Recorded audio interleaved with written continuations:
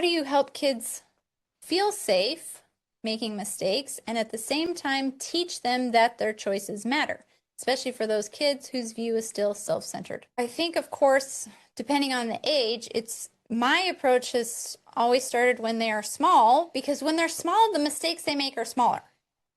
And so it's easier to learn actually that way, because you let them make the mistakes and they make them and they learn, because the consequences are not as huge. But then that's how they learn. And you still teach them, Right. oh, you broke that. Now we have to clean it up. That's a very basic, you made a mistake, here's the consequence. And it has to be replaced. Let's clean it up. And the milk costs €4. So it's just... Even, at some point you might get to that, but it starts with, you spilled the milk, and instead of let's get mad, let's shame you, let's get angry, let's whatever, time out, that doesn't make sense. You spilled the milk, the consequence is we clean it up, and I'll even help you clean it up, but that's the consequence of our mistakes, right? And then as they grow, it's just continuing to, and it takes some creativity sometimes, but to just think, well, what's the natural consequence of this? You forgot your coat, you're cold. You didn't do your homework, you're gonna not turn it in. But too often we want to protect our kids from the consequences, so we bring the coat or remind them about the homework or whatever, and so they don't suffer the consequences, and thereby they don't learn the lessons.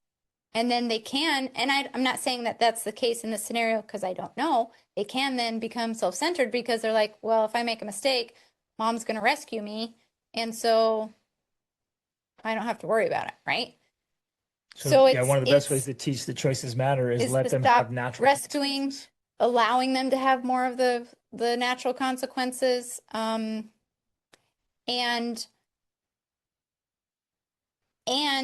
if it's appropriate, then intentionally teaching, connection between choices and things. And that would be something, again, that's not necessarily done in the moment, but during a different discussion, or when you're cuddling at bedtime or something, you kind of talk about it and bring it up and say, did you notice that this action has this consequence?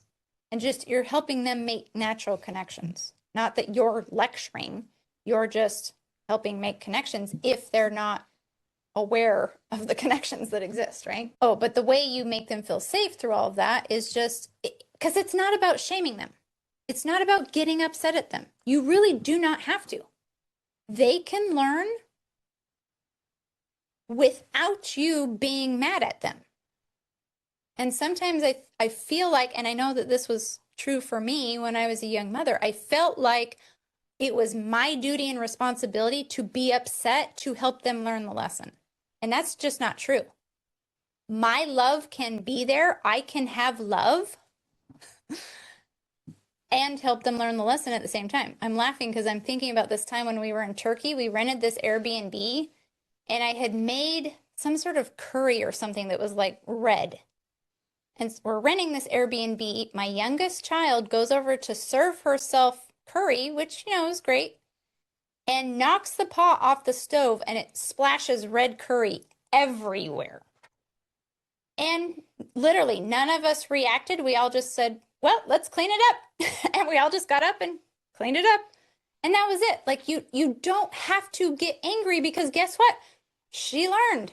This is what happens. The natural consequence of not being careful when you're serving yourself food is it spills. And then the consequence of spilling the food is you clean it up. And that's a cool example, is when you do it well with the older kids respond in kind. Yeah, right. So little ones make a mistake, and the older ones, their first response is to go grab the broom.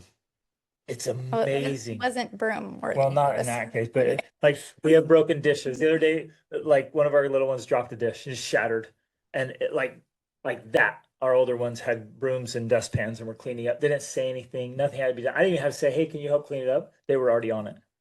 Because we're modeling that, and the natural consequences, though, they're wearing your food. We don't have to say anything.